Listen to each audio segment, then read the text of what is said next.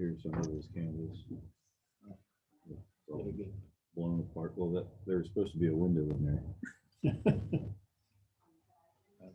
That's all there is.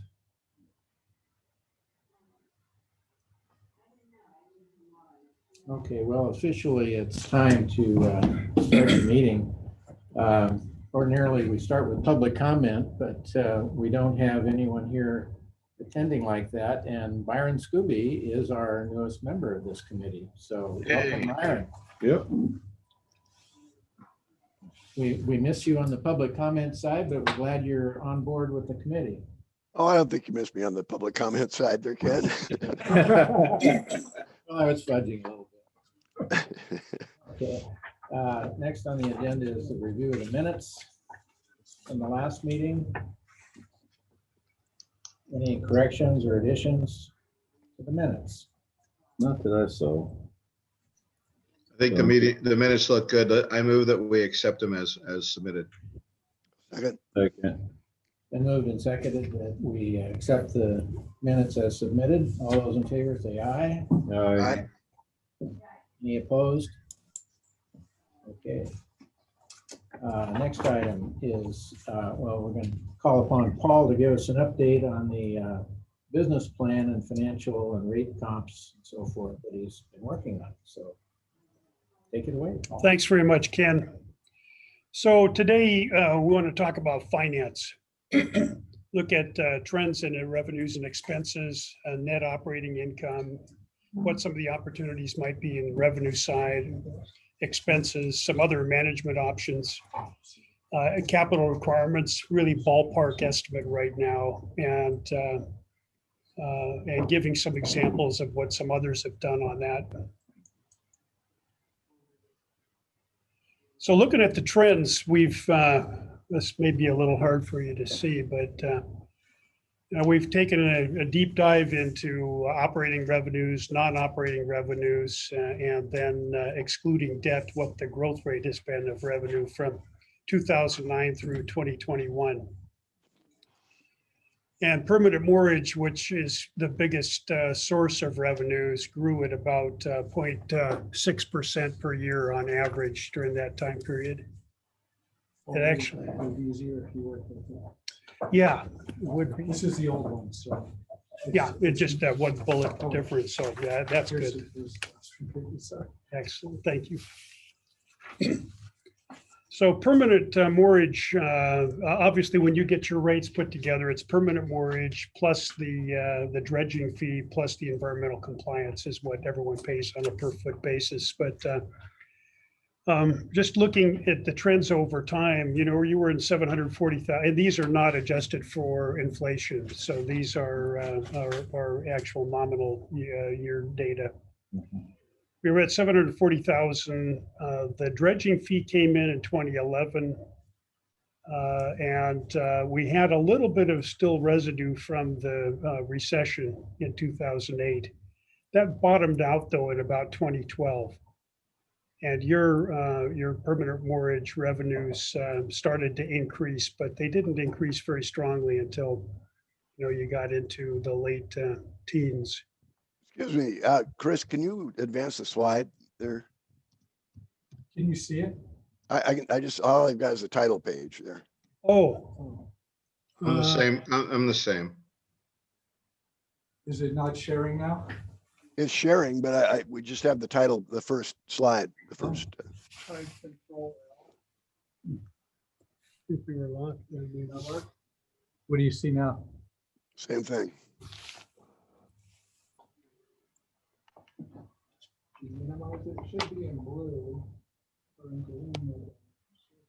And there's 3 blue stripes on that page and a bunch of numbers. There. Okay, there you advance one slide there.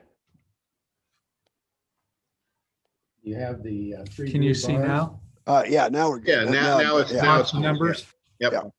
okay, good. I'm glad you guys brought that up because we're going through a bunch of numbers tonight.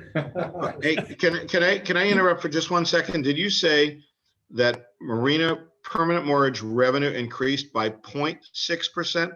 Yes. How is That's the that possible when the rates have gone up significantly? Well, the rates include permanent mortgage. The plus only thing it says existing- is you have less people paying the rent. No, your rates include, yeah, well, I think that happened during part of the time, but your rate includes the permanent mortgage, base fee, plus dredging fee, plus environmental compliance. And so when you add those things on, it increased, but not very much. I'm going to go through rates in just a bit. But bottom line is the permanent mortgage revenue, which is your biggest source of revenue, really hasn't increased very much over the last 12 years. And then That's 0.6% per year. 0.6% average growth per year. Yeah, just looking at 2009 to 2021. So then the dredge fee, because we've added that to it, what is the NM at the end? Not meaningful because of zero. It started in 2011. Or it looks like it started in 2010. A Yeah, little bit more. yeah. But I'll show you what happened with the rates as well. Okay. I just wanted to kind of organize these and show you, these were the biggest gross revenue sources, obviously diesel and gasoline. One of the things that's happened is there's a lot higher portion of the fuel sales that are diesel than gasoline. And obviously we know what's happened with fuel prices. So that kind of makes it understandable what's happened with Right. those rate increases. Dredging fee, well, it pulled in $22,000 in 2010, and that's now up to $140,000. And that is to cover the principal and interest of the debt. Storage sheds have done real well. And it's 4.0% average annual growth. Electricity, again, that's kind of related to the cost, just like the fuel is. In terms of what your net is from that. Guest mortgage, 2.5%. It's increased, but not at a real high rate. The environmental compliance has increased almost 20% per year, but that's starting from a very low base. See, it was just around $5 or so from 2009 through 2016, and then it started to increase from there. And other increased at about 7%. And I can't tell you all the details in that, but if you take all of those operating revenues together, they're increasing at 3.5% per year. And that's an average. And that's an average, yeah, 11 years. average over that, over that time period.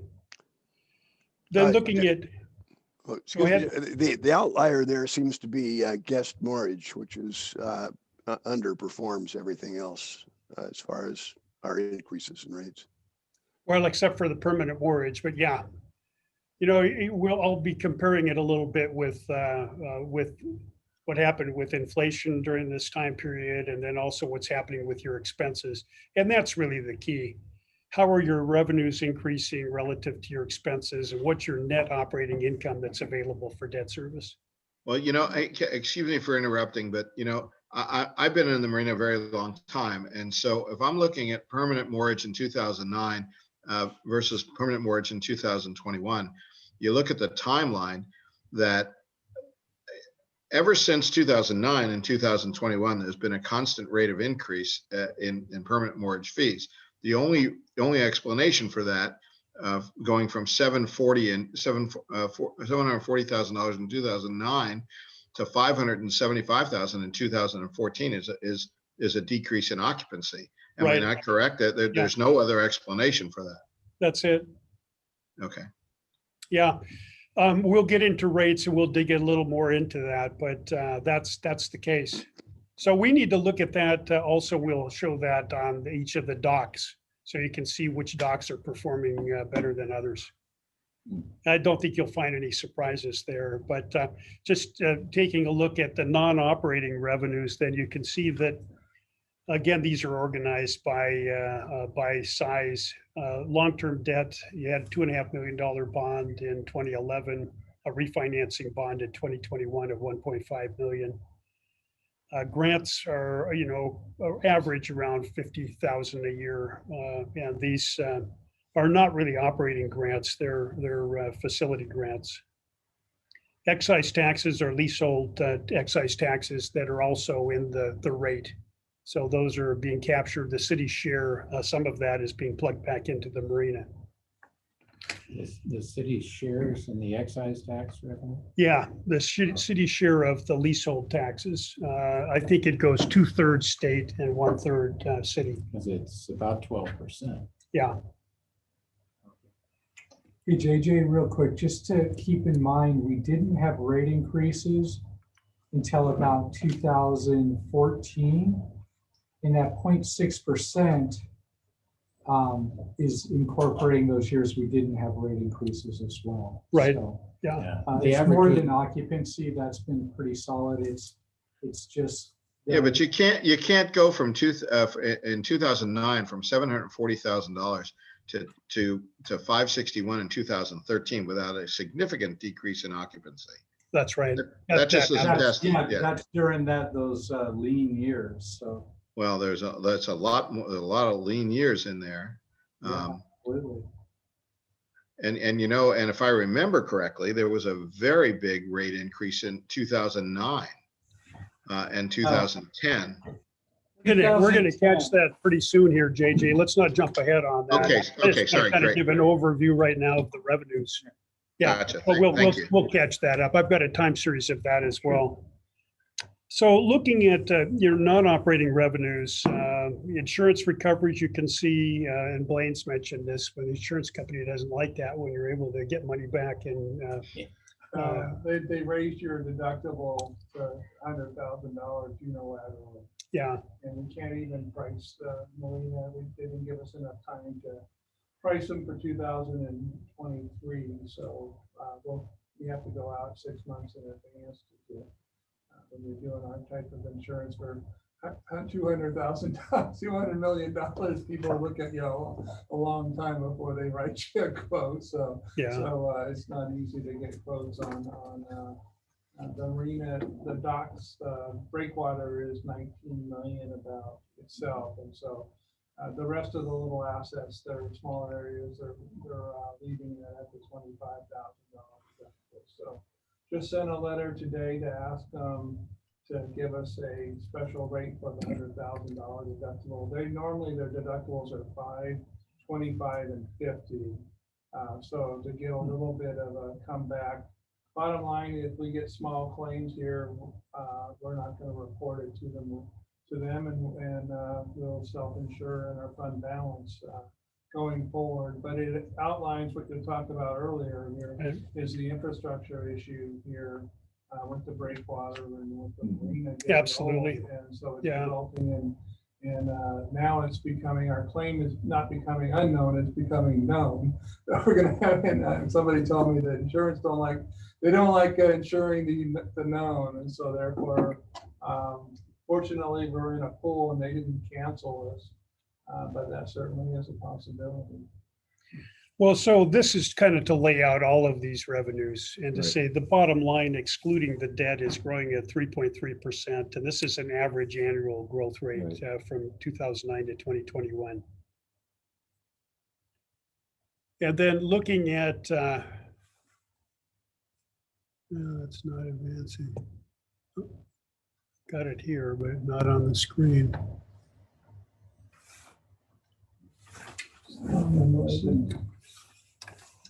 Let's see it.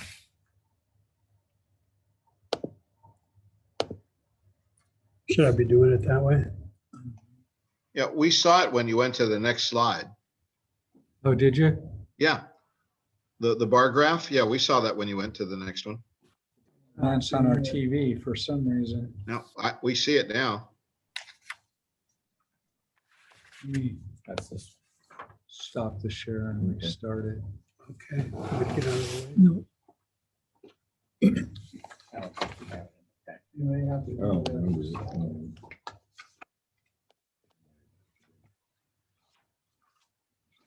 Do you see that now, JJ? That's what they had last time. Right? I do, sir. Yes. It was the last one. Okay. Oh, Yeah, it's sort of freezing up somehow. Yeah, it is. Is that the one? Byron, you can see that, right? Byron? Yeah, I can see it. Okay. Yeah, oh, yeah. But ours as well. Going down, coming up, going down. You still see it? See the Yeah. bar graph, yeah. We're on wave. You're on, Astound. They renamed Wave Broadband. Do they? Yeah, now they've renamed themselves Astound. It's down. Seems like the TV's just lagging behind. Yeah, that's what I'm on, and it was really bad today. You see the bar graph with the yellow and all that on there? Yes, Yeah, sir. we can see it, yes. how do you make that refresh up there?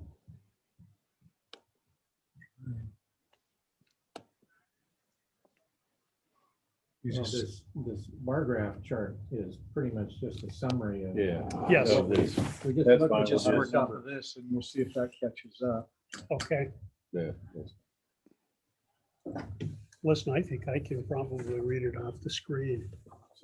All right, That's all. I'm saying, yeah. okay, yeah. If you have it like that, I can kind of do okay, sounds good. it. I can read upside down. So the purpose of this bar chart really is to underscore that permanent moorage and the dredging fee together account for about 2/3 of the operating revenues. And overall, operating revenues declined in total from 2009 down to about 2015 when they got back up above $1 million. And they've been growing since. So this illustrates, JJ, to your point, more people and higher rates. And there's been a bump in the dredging fee as well during that time period, and environmental compliance. So now looking at this mortgage revenue trends by float, I did this by float. You can see A, B, C, D, E, F, G, and S. Yeah, I can see it. And You I, guys see that?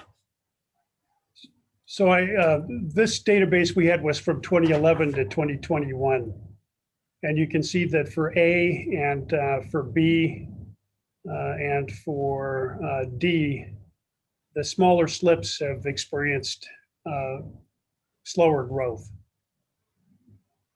And for C and E and F and G and S, you've had growth in the, from 2% for the 30-foot, 60, or 36 and 40-foot slips, 40 plus 8.7%. So the growth rate, you can see how that declined from 2011 as well, but it's popped back up. And this is also important, I think, looking forward in terms of what slip mix you really need to have in order to have the financial viability of the system. You guys can see that, JJ and Byron? Yes. Yeah, Okay. yes. And now looking at expenses, the same situation. We tried to look at payroll, salaries and benefits, and they've grown at 3.9%. A lot of the growth was in benefits, and this is not uncommon. We see that in most of the marinas that we've worked with. And then 3.6, is that? 3.6 for salaries and 4.7% for benefits, so 3.9%, yeah, Okay. overall. And that's important because this is, again, a big chunk of, if we're looking at total operating expenses of 1.4 million, that 500,000 of that, little over a third, 40%, somewhere around there is payroll. And if we look at all of those other expenses, items purchased for resale, that's primarily fuel, indirect cost allocation. And this is a cost the city imposes on all of the funds. Yeah, this is not uncommon in other areas we've worked in either. Public utility services, which is where you capture the cost for the electricity. Both that's resold as well as that you need anyway without sale. Repair and maintenance, professional services, insurance. You can see there's several of these categories are growing pretty rapidly. But overall, total operating expenses, including other expenses and payroll, are growing at almost 5%, 4.9%. And then looking, Why is the indirect cost allocation not measurable by your standard? so we're looking at 2021 compared to 2009, and since we're dividing by 0, it's not giving us a number. Oh, So- well, you could divide by 2011 to get Yeah. a number. We could do that. And, if we well, did it that by, would be a negative number. it'd be a negative But number. that would be a negative number too. So Yeah. Well, it'd be a negative number. Yeah. What we try and do is look at spanning that entire time period in order to give you the best idea that we can with the data available on what's happening. And Sure. so it really is rolling it in then to totaling operating expenses growing at 4.9%. And Yeah, but I think realistically, wouldn't they be considerably higher if you roll that, just for example, in 2021, that $186,000 into the equation, that would certainly raise the total operating expenses above 4.9%. no, they're included in the subtotal. That $870,000 includes the 186. That it's the sum of everything in that the rows above it. Okay, all right, I gotcha. Thank you. Yeah. You Okay, bet. that makes sense. Okay. And so the same thing for non-operating expenses. We're looking at mostly bond principal and bond interest, not interest, redemption of debt and transfers out. I think these transfers out, we talked about this a little bit, that may be kind of a corollary of indirect cost allocations or interfund charges, I guess, fit into that. Yeah. So total non-operating expenses, excluding the debt, increased at 2.7%. So if we look at operating and non-operating expenses, the costs overall have grown at 4.6% per year on average. Excuse me, Paul, where does our, the amount that we're charged by the city for the, I guess the indirect, is that in Indirect cost allocation. cost Yeah, that's allocation? that indirect cost allocation. Okay, all right. And see those zeros there, that may have been these interfund charges. I think there was a different, Okay, yeah, Yeah, we think they changed the category. yeah, in the accounting for those earlier years. But, again, the bottom line is 4.6% growth average over quite a long time period of 4.6%.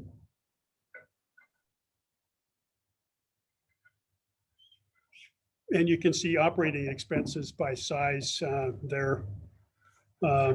It sort of goes all over the place. In the 2011, 2012, there was a big indirect cost allocation, and then that was modified down for the remainder of the years. But it relates to how much money is being spent. It's on an expense basis. Yeah. Capital projects. Those were the dredging projects. So can you see this next one? Now this puts together operating and non-operating expenses, yes, you can see it. and then cost of goods sold, which is the fuel sale costs. And that gives you gross income. So gross income's been growing at 2.9% during this time period. Yeah, that's it. That's it right there. I'm just looking at that 2.9% there. And then operating, That one anymore. yeah, sorry about It's not that. keeping up. So the operating expenses, excluding that cost of goods sold, have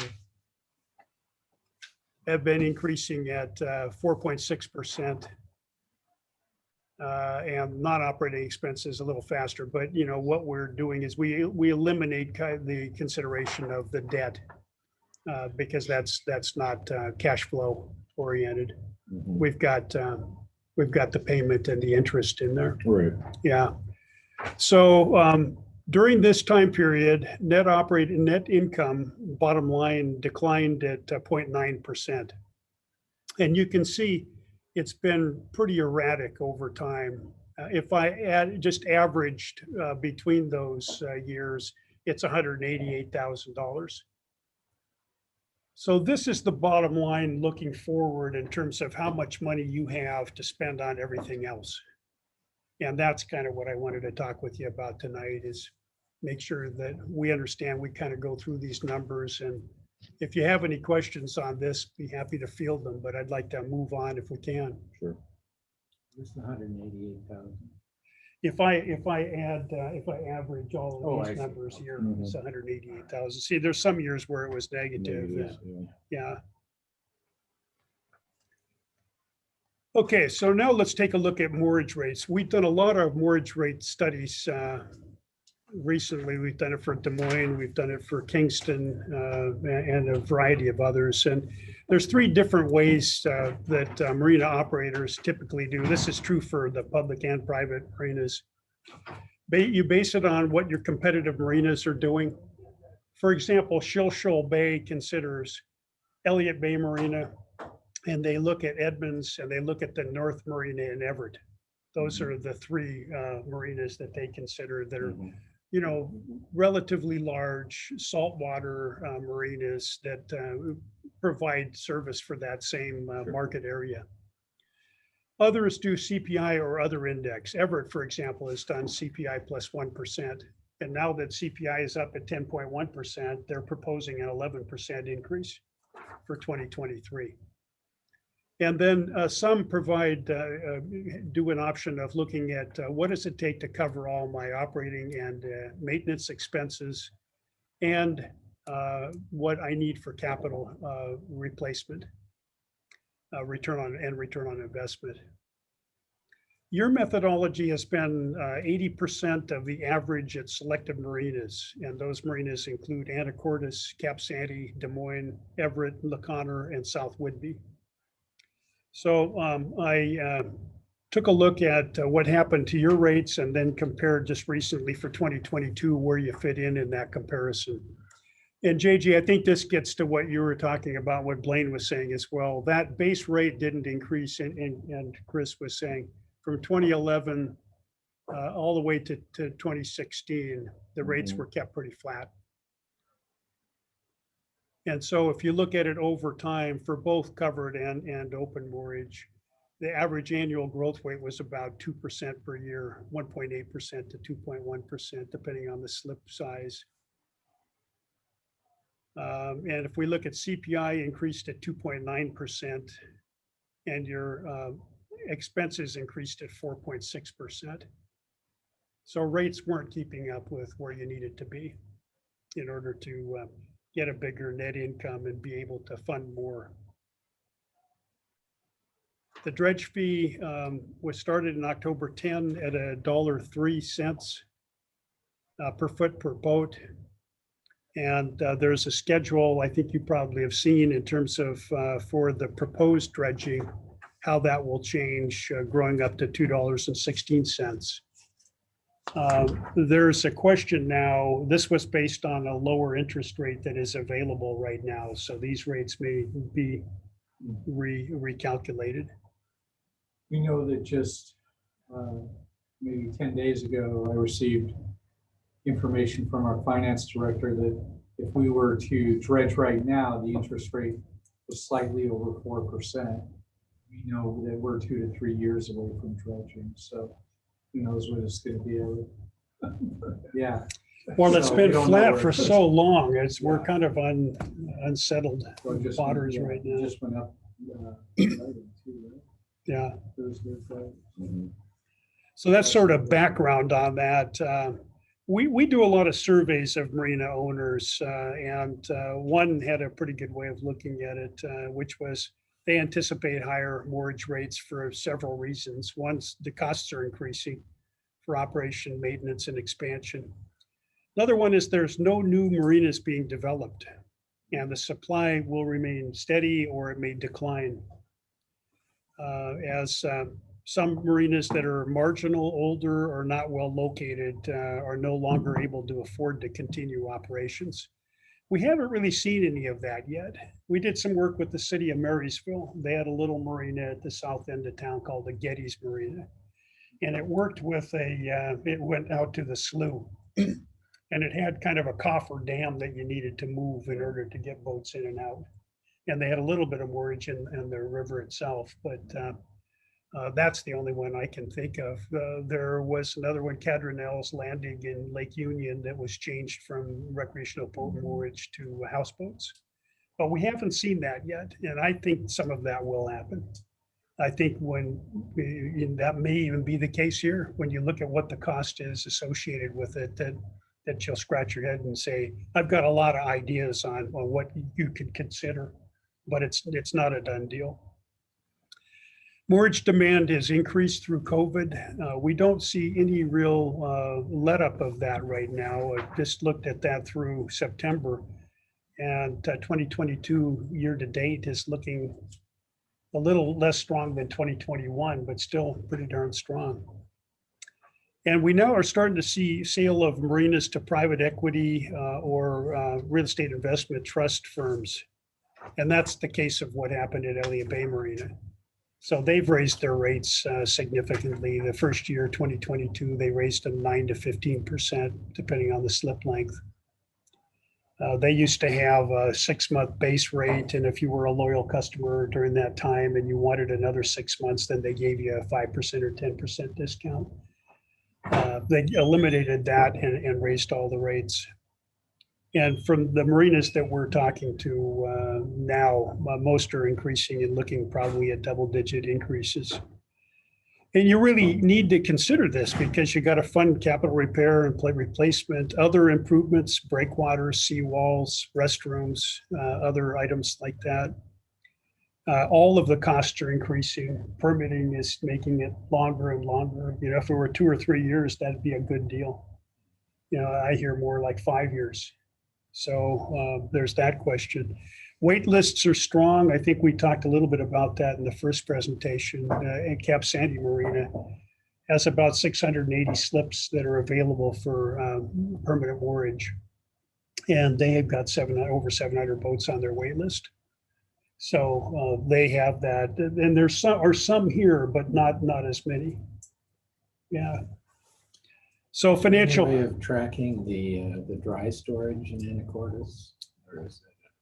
You know, we have, and It's kind of a wild card as far as these discussions. in terms of as an option, yeah. What we're finding with dry stack storage, that it's as expensive, if not more expensive, than wet moorage for the same size boat. Mm-hmm. And most of those operations are geared to about a 29-foot boat. They can go up to a 36-footer or so, but that's kind of just a lower tier. And they do it on a cubic, you know, a 3-dimensional, how much height you have and beam and length. Do they do that in Anacortes on the dry storage yards, the large? No, those they don't. And those are less expensive. Last I looked, they were in the $750 per month. And then you add in, I think like 13 bucks or so per foot in order to get you in and out. Now they're all a little bit different, but it's sort of an anomaly with Anacortes to have that much open available space that you can see part of that area, and that's the MJB property south of the Cap Sandy Marina. It's all under development right now. They're going to put condominiums and apartments and lodging and some retail space in there. So that'll drive those people into the water probably. Yeah, a good portion of them will be. You know, we've looked at that in the past, and it's hard to link it up. When you look at Port Ludlow and you look at Everett had Waterfront Center wanted to build a bunch of condos there before the crash in 2008. They didn't have a real strong linkage between having moorage and having that location, but it certainly is going to make it. There are more people that a portion of them would like that. So we did marina comps looking at Anacortes, Des Moines, Edmonds, Everett, Central and South, Kingston, and La Conner for covered. And then Anacortes, Blaine Harbor, Cap Sandy, Des Moines, Edmonds, Elliott Bay, Everett, Central and South, Everett North, Friday Harbor, Kingston, LaConner, Port Hadlock, Port Townsend, Shelter Bay, non-resident, Shilshole Bay, Squalicum Harbor, and Winslow Wharf. We wanted to kind of look at northern Puget Sound Sure. and see, what kind of things were we having and what the comps were. And so Oak Harbor is the red line. You guys can see that, okay, JJ, Byron? Yeah. Yeah. Oak Harbor is, somewhere between $8 and $10 per foot. And the competitors are from 12 to 14 on average, and from 14 to 18 at the 90th percentile. So for the comparison with Oak Harbor, there aren't very many good comps at the low end. There just aren't very many of those slips, particularly on the covered side, but also on open. Mhm. So that's where you have the 15% was for the 28 footers. It's 30% low though for a comparison with the average, and 45% low for the 90th percentile for most of the slips. So when you're doing our rate comparison, are you just looking at the actual like permanent mortgage rate, or are you adding the mortgage rate along with the All in. dredge fee, Yeah. along with the environmental compliance, All all that in. stuff? Yeah, Okay. all in. Yeah, we do a lot of these, and you have to look at it that way. It's got to be from your perspective. Sure. What you're looking at. There's leasehold taxes. Elliott Bay Marina has a fee that they pay to the tribes that's built into their, in order to build that marina. That was part of it. Some have a utility fee for garbage, and some have environmental fees, and a variety of them. So we've tried to capture all of those. Okay. All to all, right? Yeah. All to all. Well, It's yeah, gotta be- because for the person that has the boat, it doesn't matter if it's an Yeah. environmental Yeah. fee or the mortgage. Like you add it together, this is my bill. That's it. Right. And that's a super good point, Ryan, because when you look at these other marinas around us, we're the only one with a dredge fee currently. Yeah. Connor's looking at starting one. But when you compare us to, say, the Connor or whoever, a big portion of our mortgage is that dredge fee. So they're actually making more money because they don't have that debt Right. they're paying down. They have more Yeah. money available to pay for other expenses, yeah, including rebuilds. Yeah. Same thing's true with the covered mortgage. Oak Harbor is in the $10 to $15 range. And others, again, this 24 footer, the only 24-foot covered space I can see is in Des Moines. And they're undercharged. So it goes from 10 to about $25. The laggards. Yeah, the cities are like. Well, there is something to be said for how easy it is to do rate increases and who you hear from. And that's another point that we go through all the time when we do these kinds of studies. But you're it's closer on the covered mortgage, that you're 30% low at the average and up to 37% or so low on the 90th percentile. And the reason that I bring those up is to kind of take a look at what we did for the city of Des Moines. We just finished this. They're in rebuild form right now. Their existing marina was in the same situation as Oak Harbor Marina, probably about the same time built. I can't remember exactly, but I think it's 50 years old. They have now about 730 slips. We looked at several different alternatives, and the one that the city council unanimously chose was alternative 1B, which is 511 slips, all open slips, very few under 30 feet. The cost estimate to do it was 40 million. And so the cost per slip for them was $78,000. Now those numbers, this was about a year ago. We were finding at that time that steel fabricators were changing the cost every couple of weeks. It was really hard for engineers to pin down some of these numbers. So I'm going to recommend the city think about doing a study to try and figure out what the cost would be. This includes some things that may be unique for Des Moines that aren't included here. It may not. You may have more unique things that add this, make this number higher. So the city's financial resources in Des Moines were that they had net revenue available for debt service of around $1.5 million per year in 2021. They had a couple of debts that were outstanding that will be paid in just a few years, but if those are paid off, that's what they had. And we looked at this for them in terms of what would you need to do in order to be able to pay for that debt. Before I get to that, here's what the phases were, and you can see, you know, the backbone is superimposed on top of the existing facilities. They've got a fill breakwater, right? They've got a rubble mound Mhm. breakwater. Yeah. Yeah, here's the breakwater out here. The thing that's unique for them though is that they have a really constrained body of water and they've maxed it out. So if you want to put in more larger slips, we started looking at 60-foot slips. There's a dearth of them in the Seattle area. Mhm. Then you start, every time you do that, you bump another existing float out that you have to remove.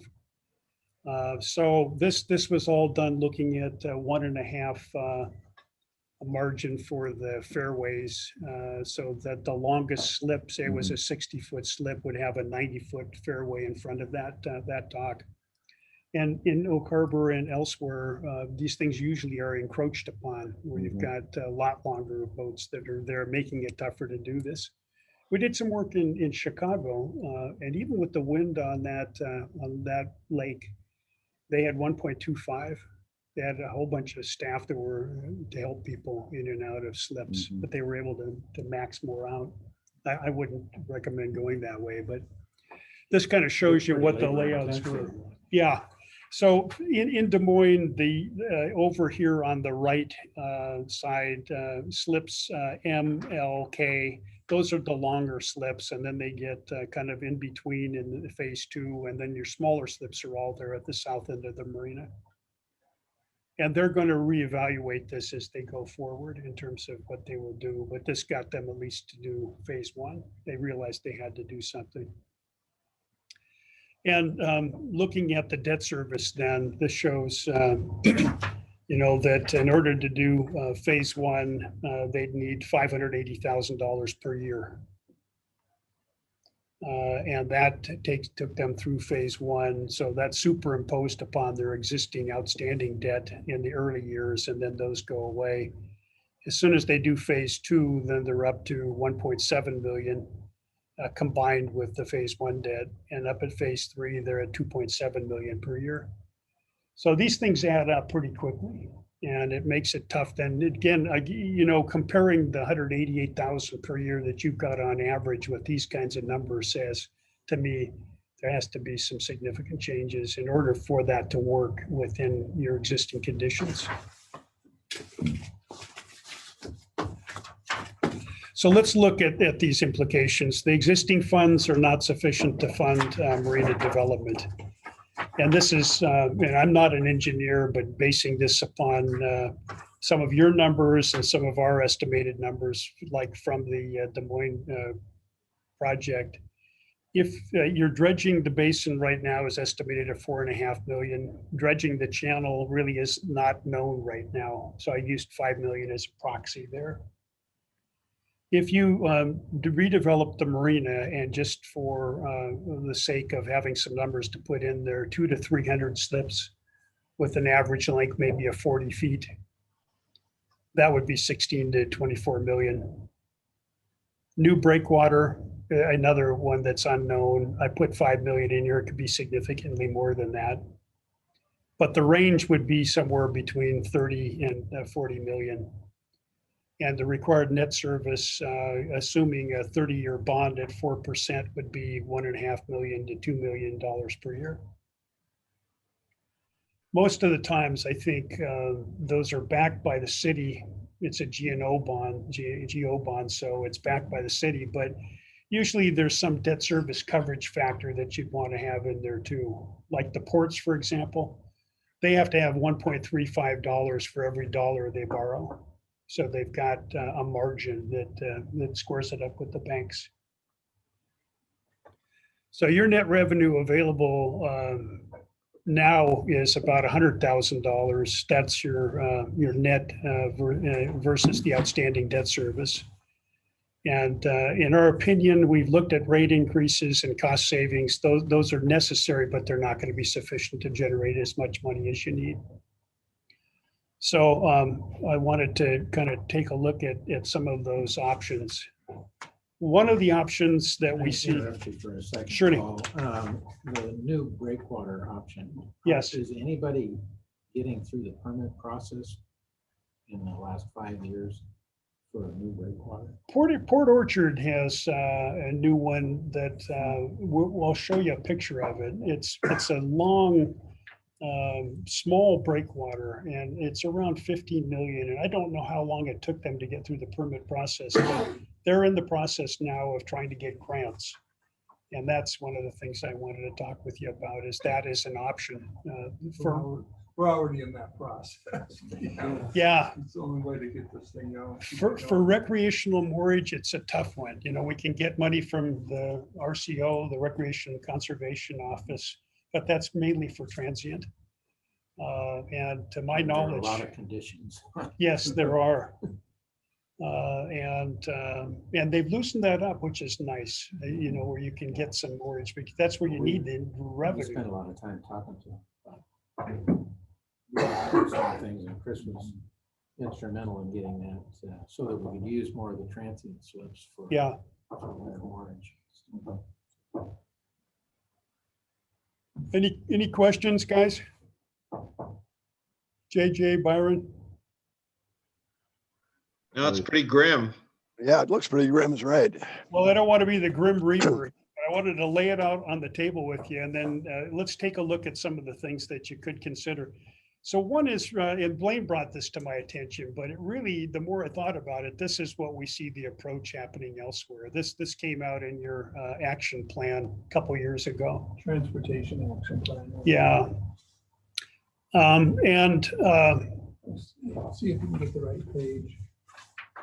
Yeah, that one there. It was just for Yeah. Langley, and I included Oak Harbor and Coopville in there. Well, too. as you should, you know. Yeah. I'm going to talk here in a little bit about Port Orchard and their specific situation, but we see more and more on the port side. They have port infrastructure development grants. And these grants, you have to compete to get them, but they can go for marine terminals or marine commercial areas. Is this federal? It's federal money. It's all Maritime Administration administers it. And they're mainly looking for jobs.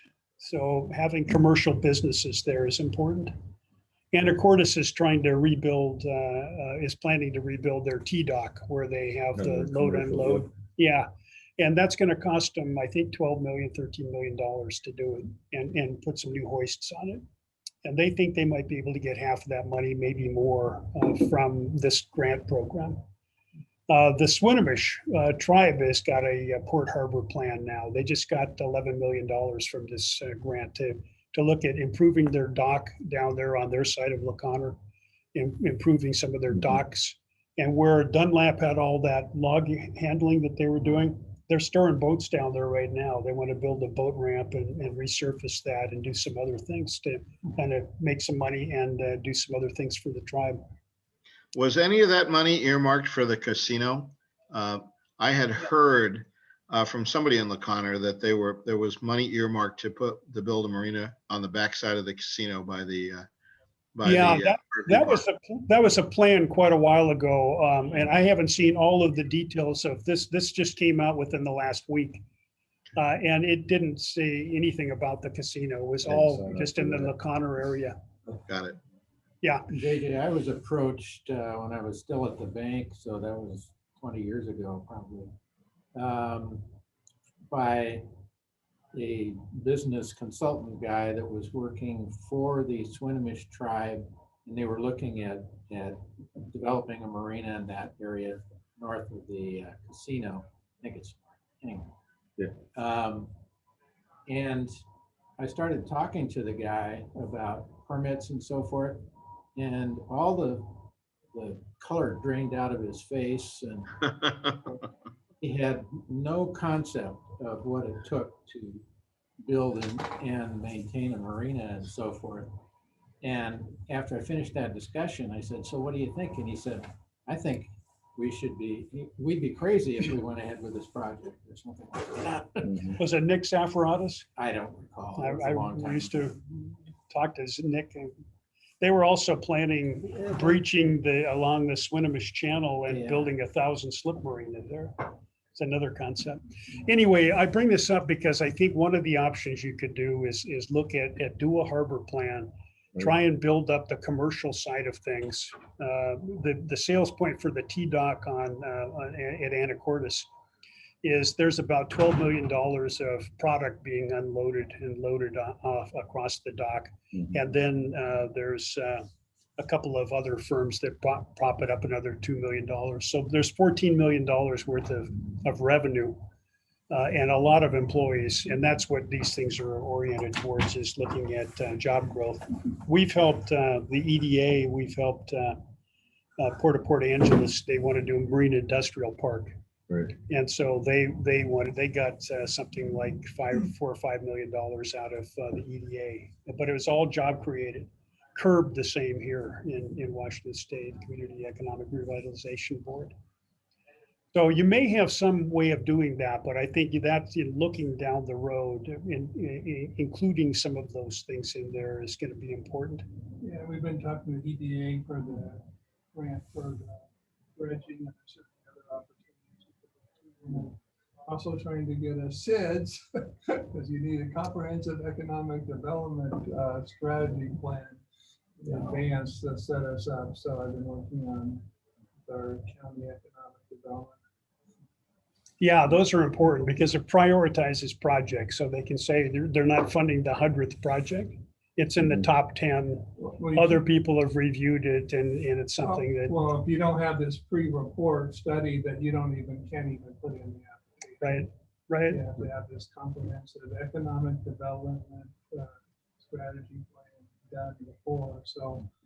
And you could do that countywide and it would help the marina. That's what we're trying to do, is get it done countywide. Mhm. Then you can check the box, but that's what we ran into. We couldn't even get very far with that without having this, what's it called, the SIDS, Yeah, CEDS. In our initial conversations with them, they weren't interested in dredging the whole marina basin, but around the ramp area and the entrance into the marina and stuff like that, because that's where the The commercial commercial crabbers, piece yeah. is. Yeah. Crabbers, mariners. If we can build something more permanent for them. Yeah, then we can. You know, I noticed they were storing, barring the fact that we have that dock, they were storing all their crab pots and stuff over on the city dock. Yeah. But like if we use that, we could create a breakwater a little bit and give something to like there, then we're like, hey, here's our commercial interest. Right. Absolutely. Yeah, they. Build They a were seaplane interested dock in out that. here off of Flintstone Park. so the next one is Bellevue, and looking at them, what I've tried to do is to look at some other publicly owned marinas, city-owned marinas, look at how they're managed right now and what they wanted to do. And City of Bellevue wanted to connect Maidenbower Park on Lake Washington to the city with a pedestrian boulevard. And I know you guys are thinking about that as well. And they wanted it also to go to the East Side Rail Corridor. It's a beautiful park. I don't know whether you've been there, but you can see that that one area out there, that sweeping promenade, that's a fishing pier. And then it's got a swimming beach on the inside and a float out there in the water. The city also owns the marina, and they have got about 85 slips. It's managed by a part-time caretaker. So in 2021, they grossed $700,000. Their net income was $350,000. So there's got to be a way of looking at how can you significantly reduce not only raise your rates, but also decrease the operating costs. They provide a house for this person to live in. He's been there for quite a few years. And people that are the boat owners, there's some big slips there. They don't report any problems. But then the picture that they did down in the corner as well, looking at that, this gets you into park funds and all kinds of trail development, and they're not real big pockets of money. So I think you're looking at the grant opportunities. It's really a matter of trying to piece a whole bunch of these things together. And you're not alone there. Everybody's trying to do that. State and federal, local, if you've got some sales tax money you can get after. Yeah. This is again, getting back to the Port Orchard Marina. They have to replace that entire breakwater. You can see they've kind of colored the around blue. It's big, $15.7 million. They got $1.2 million grant from RCO because they allow some transient mortgage there.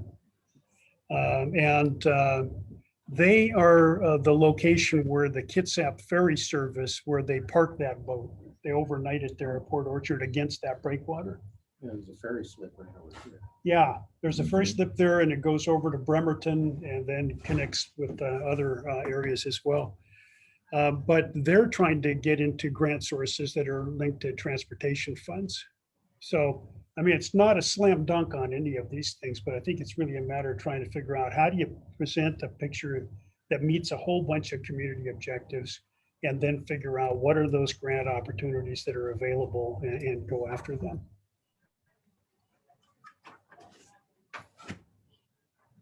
Leschi and Lakewood marinas were developed in the 50s and earlier, and they're in Lake Washington down by Seward Park. Very few improvements to them. Together, they have about 326 slips, most in the 20 to 30 foot range. They're in really bad shape. They were in bad shape. A third marina, Aqua Marina, was destroyed in the storm a few years ago. Wasn't replaced. The city of Seattle decided to go with a public-private partnership. City was more concerned about the cost of redevelopment than the annual revenue stream, the net revenue coming to the city. So the redevelopment was used around $4 million of city funds, an RCO grant for $1 million, and then the public-private partnership with Marina Management LLC was responsible for the rest of the capital costs. And they were also not only responsible for capital costs, but also for O&M costs. And this is the group that used to own and manage Elliott Bay Marina. The Elliott Bay Marina was sold, as I mentioned earlier, but they have this facility in Seattle that they have a 20-year lease with 2 10-year options. And the city receives a percentage gross. It's 3 or 4% of gross revenues for the rent.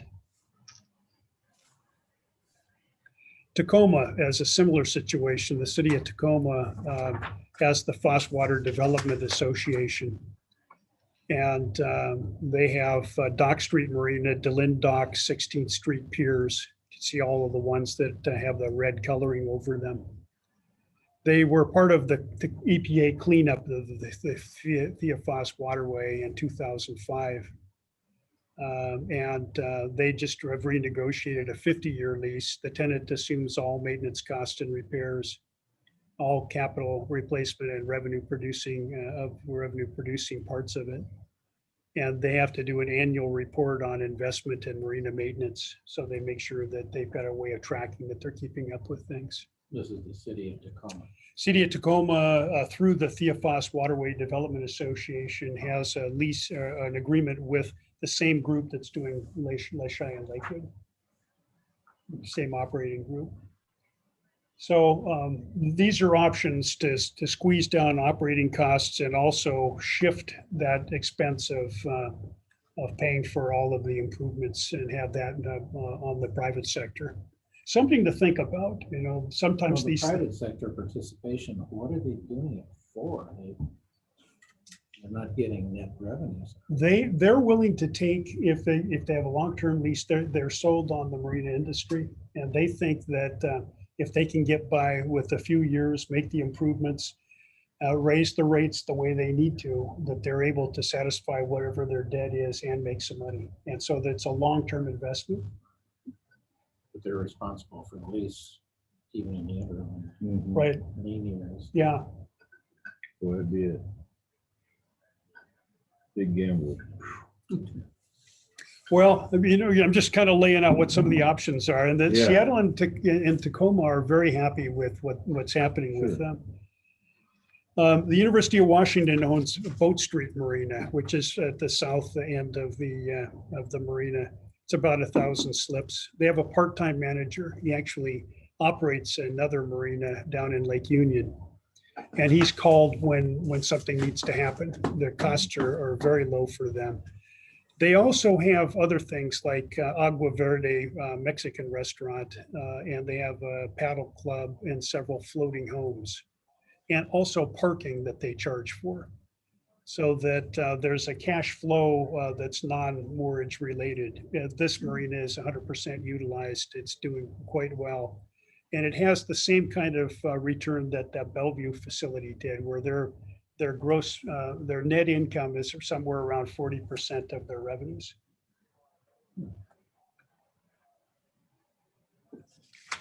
Jim Clark Marina is another option. This used to be owned by the Port of Seattle. It's the south end of Harbor Island. We were called in by the port to help figure out what the cost might be to privatize that. And they went through with that with an association of recreational boaters. And this association is an interesting group. They get people that are members that have the skills that they want. So they've got an electrician and an accountant and a carpenter and somebody that's a painter, and you know, all of the things they need to do. They keep the rates really low, and they have sweat equity. Doesn't look like there are any upland support areas unless these are. It's those buildings there are, the Port of Seattle owns them. There's just parking, so there's no support. It's pretty much an isolated thing. It's almost right under the Duwamish Bridge. Byron, you could do discount knee surgery. There you go. Knee surgery on FDOC, There you go. right Mhm. next to the loo. So what I wanted to do is present to you that, first of all, you know, we've looked at the revenues and the expenses, and the money that you're kicking out right now for net income isn't sufficient to do what you want to do. Even if you went up to the average, the rates, if it was a 30% increase, that wouldn't do it. If you decreased your operating expenses by 30, 40%, that wouldn't do it. You still need to have more money than that.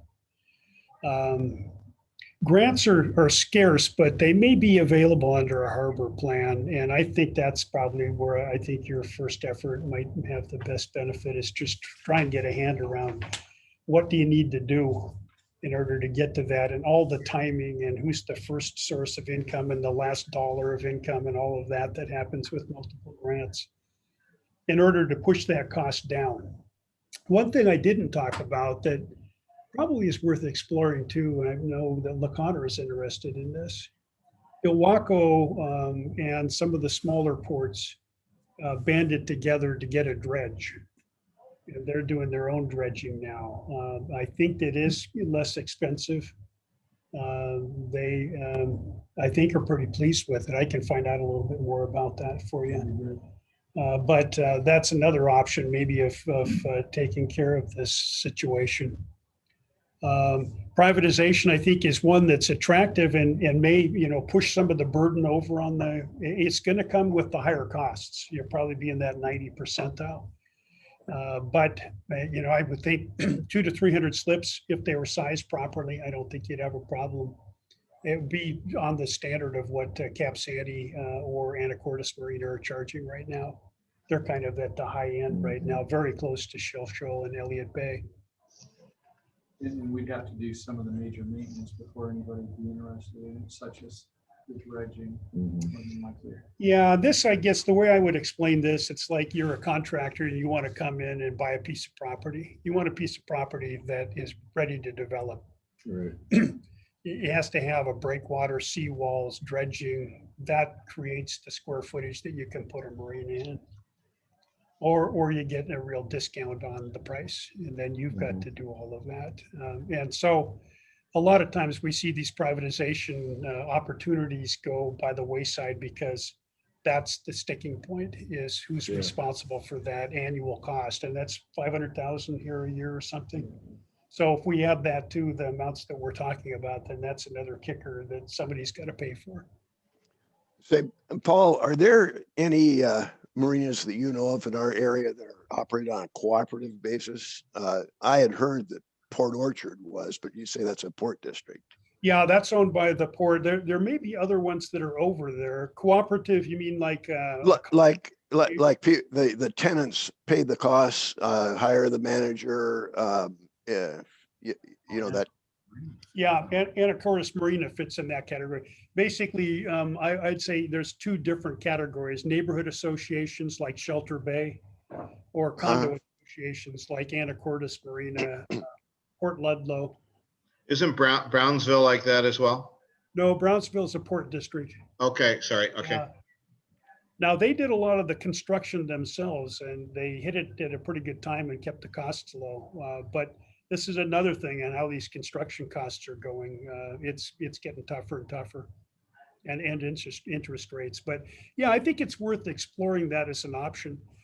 The condo sales have done very well. I don't have any current comps for you, but I know that I see fewer and fewer of them in the paper. At Shelter Bay or at Anacortes or Anchor Cove or any of the other ones that are around here.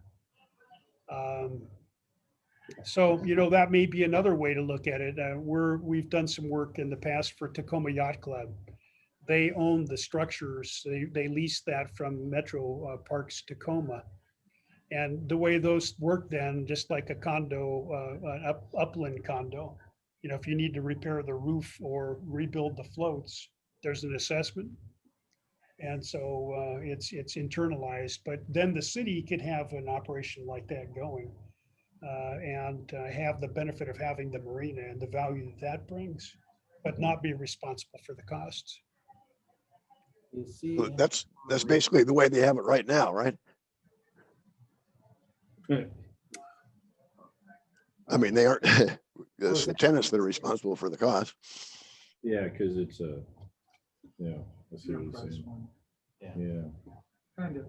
I was What about asking if there Skyline? was any economies of scale. Yes, absolutely.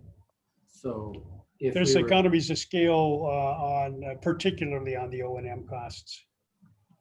We look at the dollar per lineal foot of 1,000 slip marina versus a 200 slip marina. It's significantly different. On the capital, probably not as much. We're now with the war in Ukraine and what's happened to petroleum prices, it's the flotation that's gotten really expensive. And steel is still a problem. The lumber, if you're using that, isn't as much of a problem as it was. But I don't want to completely rain on the parade. Really, my idea was to say, as an outsider, with just looking at what the numbers are, you don't have the funds to pay for any of this stuff right now. And so you have to kind of go through a process of looking at what the best opportunities are. And our goal in working for the city really was to lay out a business plan in terms of here's the findings and the facts and the findings, and here's what should be considered, that then leads you down that of how do you put these things together. Yeah, so we'll have to go back to the DNR and say, thank you for helping us do a business plan. We can't afford to pay you anymore. So well, it's good for them to know. $30,000. Yeah, it's 30,000. So I mean, just a thought, but I mean, essentially that's what we're saying. Yeah. And it's demonstrated. well, when you talk about privatization and so forth,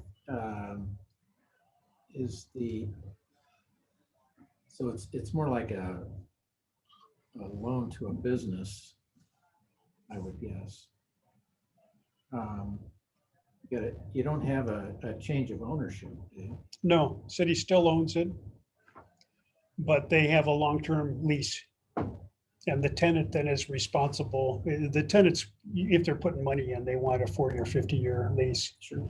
And they're responsible for, it's a negotiated process really, that really stems from how much money is the marina throwing off.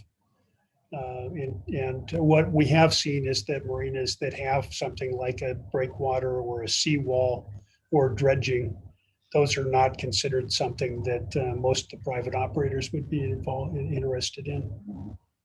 But if I it's can slips, understand that. if it's slip replacement, they're happy to be involved in that. So didn't you say So, with the- so with the ours jet- wouldn't be attractive to them, correct? Well, I think, As I is think now. you'd have to, it would have to be a negotiated issue. And this is another item, is that we started off with the assumption that the city wasn't, the enterprise fund would pay for everything. I'm coming to the conclusion that that's not going to probably be acceptable. I mean, in order to continue to have a marina, I think the city's probably going to have to kick some money in. Yeah. and you Well, talked Paul, about- oh, excuse me, go ahead. Well, you talked about Des Moines with the jetty. That's the responsibility of the city. not- Yeah. How, yeah, exactly. The seawall, they spent $12 million replacing the north portion of the seawall. They have to spend, I think, another 10, $15 million on the south part of the seawall. They haven't had to do anything with the breakwater, and that's a breakwater they own, which is unique. Most of them are owned by the Corps of Engineers, and they're responsible for taking care of it. And then they haven't had dredging problems there, but this is a big issue in LaConner. And it's an issue in Edmonds. Edmonds has to replace their seawall. And then you get into issues like in Edmonds, for example. It's a lot of people that live in Edmonds that like to walk down there along the marina down to the dog park at the end. When I lived in Kenmore, my wife and I did that a couple of times a week. It's a park right where the seawall is, and it's, provides improvements to others that are, if you're really thinking about it, probably it has some kind of benefit area assessment in terms of who ought to be paying for it. But $15 million for the port to pay, it's a big number for Edmonds, even though they've got pretty high rates. It's a big number. Des Moines was able to get some money from the legislature to help pay for, not all of it, but for a significant portion of that north part of the seawall. So I mean, it's really a matter of trying to package all those deals together and see which ones work, which ones fit with what your overall goal is. Yeah, Well- I'm sorry, Byron, did you have a question, or JJ? Yeah, well, I just wanted to, we touched on this a bit last discussion, but I think part of our goal, we've kind of determined that this marina really isn't going to exist if the total costs are borne by the tenants. They just can't support that. And I think our job would then be to try and convince the city that either, well, they have an option. Either they want to continue to operate a valuable asset and keep it working, or they have to just close the marina and then bear the costs of restoring it back to its natural state, which would be substantial. I think that the city needs to come to grips with that fact. Well, I've hoped I've kind of laid out some options that are sort of in between those that you might want to explore.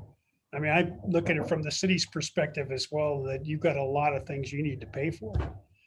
And so it's a matter of figuring out how you can do all of them, and nobody's going to be happy probably, in terms of the amount of funding. Everybody that has an asset wants to have more money associated with that.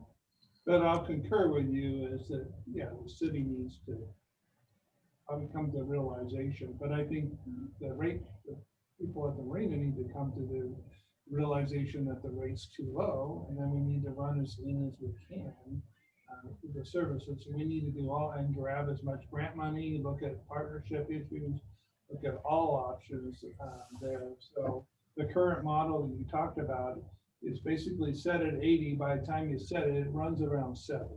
Right. So really, you're not at an 80% you're at a 70% rot model, so Yeah, it's not really working. And basically we're setting the rates at 70, tending to set them at 80, but really just hitting 70% of that. So, and I know that's only one component, but we need to play all the components. right. You know, we've done a number of rate studies that were in this category where you needed a 20% increase. And we usually think that's a bad idea. It's like rowing a boat when you get the hull out of the water and you're on a plane and then you just go down like this and then you don't increase rates like you did in 4 or 5 years. And then you start jacking them up and it's just a bad way to do business. But when we've done those 5-year studies like that, it's exactly what you said. When you do a comparison with those same marinas over again, you're not anywhere close to being on the average because they've increased it every year. So you're just kind of going that differential is the same throughout time.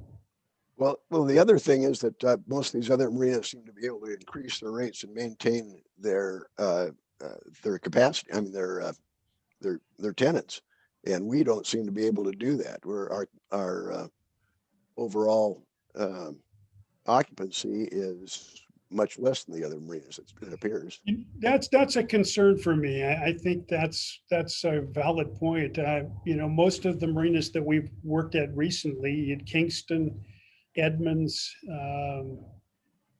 they're about 25% of the population is the local or within the jurisdiction of the unit. Here it's 50% of the tenants are in city residents. And then 25% are Coopville. So it's a real small market region. And there's a whole bunch of small slips. So what I always think about is what's the alternative for the boat owner? For a small boat, you can use the boat ramp. And you can, you know, it's inconvenient, but it's an option and you don't have to pay for it. So your ability to raise rates on the smaller slips is pretty minimal. It would just increase the Number of vacancies. vacancies, yeah. Yeah, so when you mentioned Des Moines actually changed their slip model to the bigger Right. boats and lowered the amount of Yes, over their plan, and that's probably where we'll lean to. Yeah. I mentioned the question, can we grow out of it the other way and just expand? You were pretty pessimistic on that option. it's a tough one to do. Now, what I do see are these dry stack storage operations coming in. Everett's got Bayside, Twin Bridges. Phil Reese is building one up in Squalicum now. Who knows, maybe the tribe of the Swinomish will put one in. Twin Bridges wants to build another building. They're all over the place, but the rates that you have to pay in those dry stack storages are about the same as wet moorage. In some cases, it's higher. Right. So- And so here, like we talked about last week, a lot of our small boats, and Chris can say if I'm totally off base. From what I see, the small boats that come in that aren't here year round are the crabbers that don't want to have to trailer. And they would rather pay the slip fee so they can come down in the morning, go drop their crab pots, go to work, come back in the afternoon and do it. And then in the winter, they either use fence line storage or they lug it and put it next to their house. So Yeah. I don't know that if you offer them dry stack storage, They're not going to go. that's not going to be, because, you know, like you say, the 75% between us and Coopville that use this marina, Yeah. that's what they're using it for, the small boats anyway. Right. I think that's right. So really, our next step is to continue on with the dredging project and then look at our slip mix, you know, with 50% of our slips 28 feet or less, how do we change that? Yeah. The conversations that we've had with Paul is maybe get rid of a dock Right. and move that in between E and F dock, you know, use the existing dock or something like that to put a big side tie in there, do something with the east side of D dock like we've talked about for a long time, and then possibly even the west side of B dock or all of B dock, Right. make that a big side tie as well to attract bigger boats. In a sense, we have a great opportunity to make those kind of changes that would be good for the marina, expensive, but not super expensive as we do this dredge project, Right. perhaps, because all of the equipment needed to do that sort of thing is going to be here. And we can reuse, hopefully, without being an engineer, a lot of the existing structures that we have and move it around and it would be a huge piece of mitigation because it would involve pulling out a lot of creosote pile, but also redriving steel pile Right. and removing a lot of covered moorage as well. So, I mean, But it I all sounds think grim, but we do it- have a little bit of opportunity. It does, because like you were saying, you raise the rate, it's on the little boats, and they're like, nope. You say, hey, here's this alternative, that's expensive, they're gonna say, nope, we'll just keep it at their house and use the boat ramp. Right. So that gives you the opportunity, if you can't raise the rates, then just make bigger slips and let them use the boat ramp. Right, right. Yeah, And- certainly. And you have to remember that in those little 24-foot slips, we have that $55 special, which has been hugely popular. But the reason we do We that filled the is slips. to Yeah. fill, well, yeah. to Yeah, something's generate- better than nothing. Exactly, but it also helps protect the docks because does. empty slips are bad. There's Yeah. nothing to absorb any of the wave or current inertia. So. See, tie their boats up right. So really, that's something we're gonna be working on behind the scenes is Sure. working on that. Also, we'll be making the same presentation to the city council after the first of the year, once the new Parks and Rec director gets started and can dive into this and all of that. So The same presentation. this stuff here. we're gonna Yeah, ask Paul to boil come it give all the- down, This is still a little bit of a draft format, but I think it's pretty close. So. Well, so, we're gonna send out a survey and Yeah. do that. We've got 800 names with emails and kind of get out, have people answer questions about if you're a prior tenant, would you like to come back? What do you like about the marina, dislike about the marina? Just kind of start that dialogue a little more. See if we learn anything from that. And I'd like to spend some more time with you guys individually or as a group, just to kind of make sure that we've been as transparent as possible in this whole process. And if you have any questions or any new ideas, that we have a chance to talk about them. You brought up the survey. We were thinking about, would it make sense to put the survey on something like the city website and get input from the whole citizens of Oak Harbor, or would that kind of sway the numbers? I think it would, really what we want to know is from tenants and I would think probably the way we'd like you to do it is to say, you've hired us to do this. We have a survey that they have access to where it's all anonymous. So they can give us their free comments about everything. But if we got the city tenants or city residents involved in that, it may go in different ways that we kind of spin out of control a little bit. Almost a different type of survey, and that's what I was just thinking. I guess one of Yeah. the surveys, do you like the marina? If we're gonna start going into the park concept and the city playing a more active role, then we gotta sell the marina as more than just. Well, that's true too. Just for Yeah. access to the boaters. I mean, we have to sell it as an asset to the whole community. And so Yeah. what's the alternative here? I think that's a great idea. I guess what I'd recommend is that we have a little bit more of a chance to kind of figure out how the pieces fit together. So you guys get some comfort and, what can be done right now and with the parameters that can be pushed. And then what grants are really out there on the park side. And then, so we could represent to the citizens, hey, we're thinking about doing this. And this, there's something for the boaters and there's something for the non-boaters and then use it that way so that we can kind of do a little bit of PR with it as well. That just strategizing, that may be something that we want to do after we present it to the city council so that the city council can get feedback from the citizens as far as what they think about. the Yeah, marina. that's a great idea. Well, I'm a little concerned that, Chris just mentioned it too. If we do our dredging and then do the slip reconfiguration, it may not work out the same. It would all Yeah. happen at the same It would time. have to happen at the same time. Right. Right. What- It has to be planned and designed that way. I would assume that if this is the basin, they're going to tell you where your problem spots are, even if they Yeah. change the breakwater. And so you wouldn't want to put any slips in any of that space. You're unique. I mean, looking at that diagram from Des Moines, they didn't have any room to spare at all. As soon as you move a float one way, you got to knock another one out of the way. You've got a huge area there between F and G where you could do something completely different and maybe even keep the existing floats the way they are. And piece it in, do it in phases. I would think probably phases are going to work better for you anyway. Mhm. And when you do that too, I guess might be a way to keep some of those small slips until they're not usable anymore. And just continue to lease them out. Mhm. Well, you have a big, well, not real big, but you know, they do that, the San Juans, they do a lot of racing and they encompass a lot of ADOT. Yeah, there are some distinct possibilities, you know, when we talk specifically about ADOT.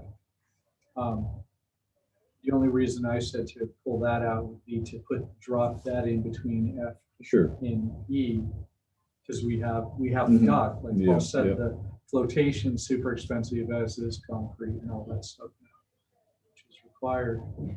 By moving that, we also open up the east side of B dock to make that a big side tie area, as well as Right. maybe making the west side of B dock side tie as well. And then D dock, east side tie. So now we have, what I'm getting at is we have 3 distinct new large boat side tie Right. areas. Yeah. And that's the direction we need to go according to this study. Yeah. But we would need to run the numbers and make sure that wasn't Right. costing us more than what we can garner. Right. So return on investment or, yeah, exactly. ROI. Yeah. Little boats will get beat up out there. We just have an opportunity now because Yeah. we have to continue on with the dredge and everything that the dredge barge is going to have on it is what is needed to do these types of moves. From pulling the pile out to dredging. Sure. I mean, nothing's cut in stone right now, and we certainly will bring it before this committee before we. So from an engineering standpoint, who's the resource to finalize the mix of slips and layout? Well, you've got someone under contract to do the dredging. Right, we just selected Moffett Nichols for the dredging Nice. contract. They're the ones that have been doing all the work in the marina, and they've done fantastic work. We anticipate taking that contract before city council next month. Next month. And then what we'll do is get them under contract, and then, because it'll only be for the dredging piece initially, and then immediately start talking to them about the reconfiguration and do a contract amendment. But we need to get them on board Right. as soon as possible. Absolutely. That's why we're not changing the mix, and then we'd have to go back out and all that stuff. So when we bring the business plan to the council, then I drop like we're doing here, drop the idea of reconfiguration, because that's the history they need, the business plan that they need to know to help them digest this. And then we still have the breakwater issue. So we have a fragile breakwater. Well, a lot of it's been rebuilt, so I'm hoping Yeah. it'll hold together, but we still do have last November's storm damage that we need to get fixed. And that's on the south side, which concerns me because that's been rock solid. Ken, we worked on the Des Moines project with Moffett Nickel. They were the prime, we were the sub, so we worked very closely with them in terms of what slips made the most sense.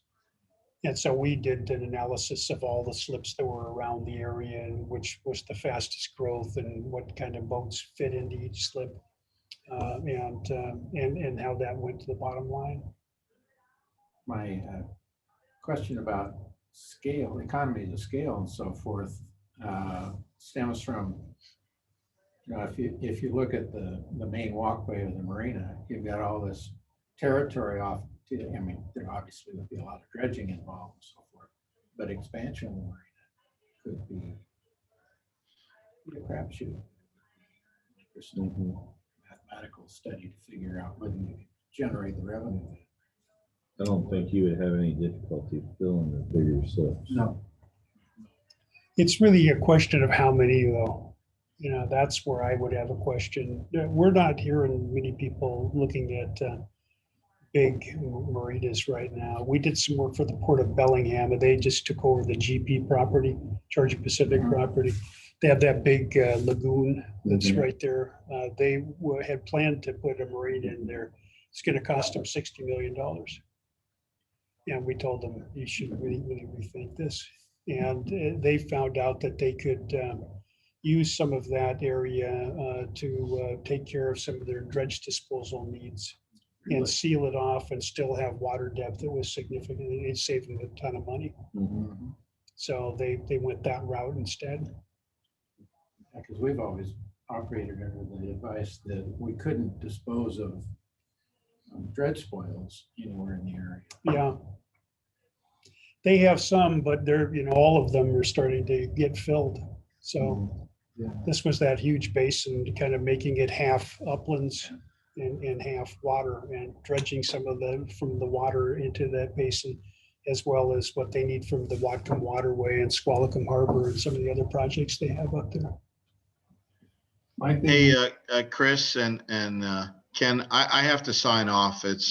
I've got a very, very early morning tomorrow with 3 grandchildren and a capital tour. So I need to run, but this was really great. Thank you so much for all your work and your insight. I'd love to chat with you personally about some of this, because I have some thoughts and some fears. And the biggest fear is that if we undertake the dredging again, and we add more dredging fees, that we won't have to worry about reconfiguring the small slips, because any boat that can be on a trailer will be gone. Yeah. I think we will have priced them out of the marina in Oak Harbor. And as you mentioned earlier, 75% of our tenants come from either Oak Harbor or Coopville. And I would venture to guess that probably 60% of that 75% are on fixed incomes. Yes. And I think they would just trailer their boats and go away. So I would love to chat with you at some length about this when I get back, and I'll be back a week from, or I'll be back this Sunday. We've got time in that too. So I'd very much like to do that, just to kind of make sure that it's all, transparent, and that if you've got any ideas or questions Yeah. about it, we can kind of go through it. And I did send you all the committee's contact information, emails Yes. and phone numbers. Yeah, excellent. Hey, good night, everybody. I got to run. okay, JJ. thanks. Bye, JJ. Thanks. Take care. All Thank right, you. thanks. Bye. Well, one of the other thing too, walking through the marina, is all the boats that do pay mortgage every month, but they're derelict boats. They're boats that they can't go anywhere or whatever. You start raising right now, they're just like, it's easier for me to pay this than have to deal with the boat.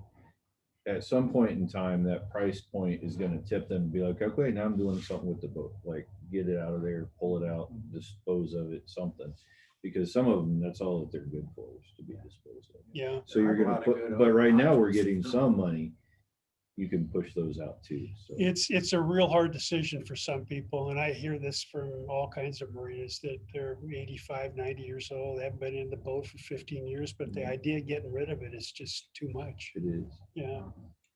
I'm sure that when you worked with Des Moines, that was a real struggle for them to commit to this redevelopment in this amount of money. I mean, Yeah. even It though would be. they're in a metropolis and more of a city setting, it's still, their city council was probably a little gun shy of this whole thing, I would imagine. And They are, but they voted unanimously to do it. And one of the other things that I didn't mention is they're looking for other kinds of leasing opportunities right next to the marina. There's a boat manufacturer, Ranger Tugs. It's just outside, just across the street from the Des Moines limits. If they moved them over into Des Moines, they gave them a couple of slips, all of that tax revenue would be available to the city, the retail sales tax. So, looking at, what else they can do like that to make the sweeten the pot for them. Yeah, what about, because I know where they do the Pencode that mussel farm over there, they pull all their stuff out. They have to go all the way down to Everett to pull it out. What if we, like if the Mariners Haven thing went through, gave them the opportunity to use that, would that count as commercial Sure, interest or no? absolutely. You know, I don't know if it's just storage that there's many jobs associated with it, but you know, you Well, can yeah, start they building pull it a out case. to do their, Oh, they're repair work. working on it. Oh, yeah, Maintenance, yeah, Fabrication. absolutely. all kinds of stuff. Yeah. Yeah, all of that. And Mariner's Haven is still And it's moving along. close for Penn Cove to come over here is to go all the way down to Everett. Oh, One yeah. of the, Right. one of the things, Paul, that's been a kind of a limiting factor in a lot of our minds is the location of the marina relative to the downtown Mhm. Right. area. Right. And especially for transient mortgage, people that come to town. Yeah. And they want to walk to a bakery or a Right. restaurant or whatever. Yeah. It's kind of a hike. And there's not much down there. Yeah, I'll give you, Bird did a 2016, a little drawing there of a little marina right there next to Flintstone Oh, Park. oh. So, yeah. Well, I told Chris, you know, because I'm over here over on EDOC. It was a nice day one day and it was nice and calm. And so I told Ileana, I said, hey, why don't we hop in the dinghy? We'll run over to City Dock and walk into town, go get something to eat. So we went over, rode the dinghy over there, tied it off to the City Dock, which is what the transients could do. And we went into Penn Cove Tavern there to have a beer and some lunch. As I walked through Flintstone Park, all of the I don't know, the transient people that are down there, for lack of a, like, I don't know what else to call them. The homeless. Like, yeah, I was like, I don't know if my dinghy will still be here when I get back. So that's a concern too, is, I mean, you got people down in Flintstone Park too. So like, there's no real good way to get downtown. No, it's bad. Yeah, we're working on it, but I mean, basically, Spin Cafe drops them off on the weekends. And so they spend the whole weekend there. And Yeah. talked to Councilmember Reeser about his experience with that group of people in the what's it called, hydros for heroes. It didn't correlate very well at all. I know we have a prime park and we just around, the restrooms get vandalized constantly, and then we get staff turns around and said, we're so tired of fixing them again, and then so they want to close them, and then when we close them, then I get people mad at us if they close them. Yeah, and it's And so really a tough spot. It's a really tough spot. But that so- makes it difficult for people. What my point is, it just makes it difficult for people that come here to visit the Oak Harbor Marina. Yeah. Even it is a long hike, but you could certainly run a runabout or a dinghy over there. But then you worry about, Yeah. is it going to be there when I get Yeah. back? See, the ones that do them, you get people walk on one dinghy to another. If you're all Yeah. boaters, you just tie it to another dinghy Yeah. and you go out, you slip your way out. And that's really where we need to be on it. So, Yeah, but if and the tide really, goes out while you're. Yeah, that's that's why we took the problem. dinghy. You can get out still with the dinghy. But Yeah. Byron, are you still here? Yeah. I'm still here.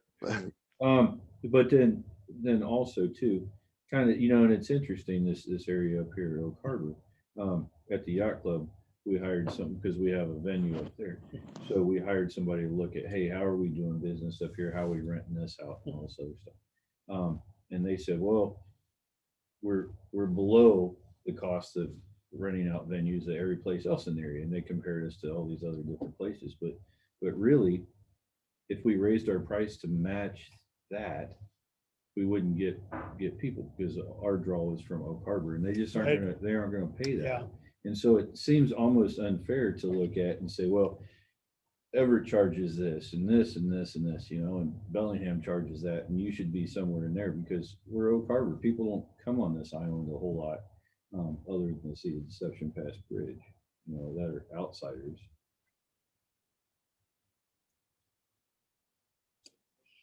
It's all a delicate balance, and I guess that's really is moving forward, really figuring out what's pieces are the easy ones, the low hanging fruit, and then how do you get creative and find some other ways to pay for things. Well, our slip mix is certainly on the table, and Right. Chris has outlined some of the things that we've been talking about in concept. And we just need to figure out whether we can pull it off and whether it it would be attractive based on the resulting fairways and everything else, because you're not gonna wanna take a 80-foot boat into an interior slip where you can't turn around. No. and Right. get back It's gotta out work. again. Right. You got enough water to be able to do that too. Yeah. Yeah, I would imagine that once Moffett Nichols gets going on this, we'll probably consider Right. we'll get a good analysis. Okay. That's really our plan moving forward. So it's not like we don't have an idea or a plan, No. but we do. It's just, is it gonna work? It's more of a wish list. It is, and there's only, I agree with you, there's only so much that you can put on the backs of the tenants to the point where, you have this wish list and this is what it's gonna cost, and these are the people that are gonna pay for it. Well, that's again, well, I would think 200 to 300 slips may be about the max you'd want to do for that very reason. That you've got a share of boaters that it's important enough to them that they can see if it was in good shape, that's what they'd want to pay. Yeah. But going to 700 or something, then I think you'd really run into that They would want other distribution. amenities that we just don't have. Yeah. Now, Paul, Des Moines being the other city-owned marina, do they, how much of their capital costs are borne by the marina tenants? Does the city put in capital costs of that marina that the tenants aren't responsible for? Yeah, the city is taking care of the seawall, and I don't think they've had any dredging. They may have done some of that, but they get enough cash flow from the marina that they should be able to generate the $40 million to do the whole redevelopment Of the docks. of the docks. And that's, I guess, where the economies of scale works, is that the cost of staff and everything, if you have 500 slips as opposed to 200 slips, it's not a dollar per dollar. So it tails off. You don't pay as much per foot, or it doesn't cost as much per foot. With the smaller, Yeah, with more slips. okay. You don't need to have, if you had 200 slips, you don't need to have twice as many people to handle 400 slips. Oh, yeah. You may need a Makes sense, half yeah. a person. Yeah. Right. So that's where the economies of scale comes in. Yeah, I But- would encourage everybody to kind of make their own personal notes and so forth, and take Paul up on his generous offer to talk to us individually, maybe, or as a working group, and pursue these, kind of the finer points and so forth. I feel a need to move the agenda along, but we've been talking about many of the issues that concern us and stuff, but Chris, can you update us on some of the programs and improvements that you're working on? Sure. So the big one right now is, of course, Mariners Haven, and we're going through the process of getting Paul signed on to do the business plan for that as well, to see if it's even going to pan out before, we plunk down a lot of money. So we'll find out if that's happening. But behind the scenes, we're working on whalers, which is a huge thing. We just did a big project down at the field up, so that was a big fix. Mhm. And then starting to send out letters and attract yacht clubs and stuff like that. We do have a yacht club coming in for the Thanksgiving break, believe it or not, Black Friday. I don't know if they've been in touch with you, but that's kind of cool. I want to say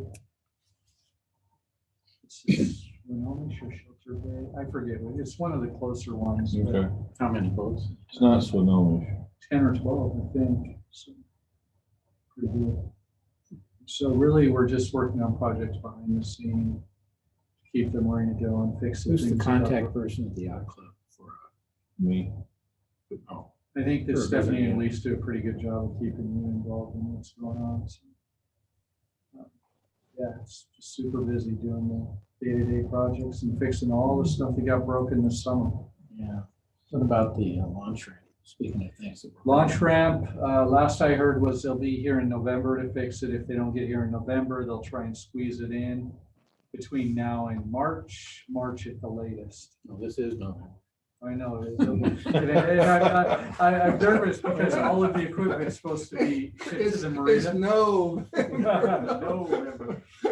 So November to March. that's all I have on that right That's now, funny. you know, and then working on the dredge project, selecting off interest. Say, Chris, we don't have to do it right now, but I would like to talk with you sometime and bring me up to speed on what's happening with the Mariners Haven thing, because, you know, I was not involved in any of those discussions. Yeah, We had an sure. executive session, so. Oh, okay, yeah, that makes sense. I will touch base with you in the coming days on that. I'll give you a All right. call around the marina. Okay, any other comments that need to come before the group? Hearing none, we'll adjourn. Our next meeting is December 5th. And we'll try to get everybody here back then. And I don't know, are you gonna be around for another? I'm not update, or going to you're be not? able to come. I'm on vacation the 2nd through the 9th. So Well, maybe you can, if you have some recommendations for us to look at or directions. yeah, Study or I'd like to something. do it in person. Maybe we can have a meeting outside of that. But let's pursue that when we have some discussions independently as well. Sure. Okay, we're adjourned. Yep. All right, good night. Oh, nice. Thanks. Sure, you bet. Turn it off. So, yeah, like I said, it was kind of interesting because we looked at the. Thank you, Byron. Wedding venue, the upstairs ballroom, and we had an outside company. Look at what we were charging versus what, and we're about 50% of what everybody else does, but if we raise the rates a little bit, then our rental goes off because people are just like, no, it's not worth it. Let's go to Elks or somewhere else. Is the Elks really inexpensive for that kind of stuff? I should know. Chris, you're going to send out the PDF.